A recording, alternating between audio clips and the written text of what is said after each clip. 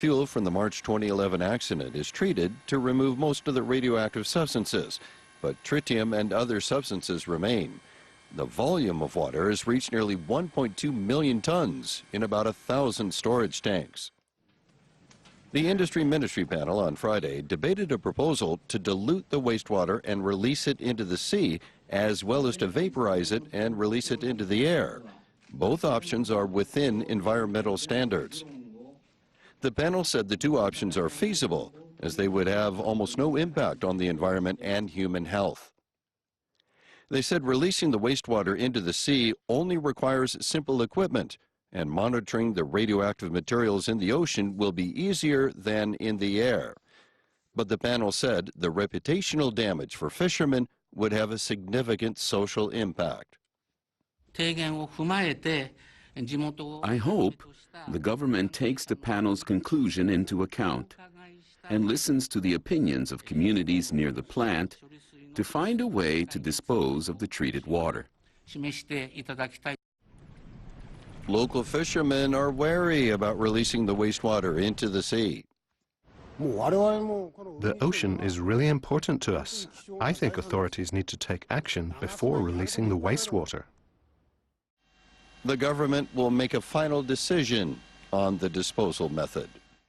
The plant's operator says it will be difficult to conduct a robot survey inside the containment vessel of one of the crippled reactors by March. Tokyo Electric Power Company, or TEPCO, made the announcement on Thursday about the number 1 reactor, which suffered a meltdown after the 2011 earthquake and tsunami. TEPCO says the delay resulted from setbacks workers faced during preparations. In the process of boring a hole in a door of the containment vessel using a high-pressure water jet, radioactive material that had piled up inside was disturbed. TEPCO says the problem prompted a review of the procedure and no hole has been created yet. TEPCO sent robot probes into the containment vessels of the number 2 and number 3 reactors and confirmed the existence of debris that is believed to contain molten nuclear fuel. Meanwhile, Japan's nuclear watchdog has made some progress in its assessment of radioactivity levels in the number 2 reactor building. The remote robot survey was open to the media. The Nuclear Regulation Authority carried out the survey on Thursday as part of its investigation into the March 2011 accident. The number 2 reactor also suffered a meltdown after a massive tsunami hit the plant. Large quantities of radioactive substances are thought to have been released, but the details remain unclear. Workers used the robot to take readings on the top floor of the damaged reactor structure. Radiation levels are still too high for humans to safely enter the building.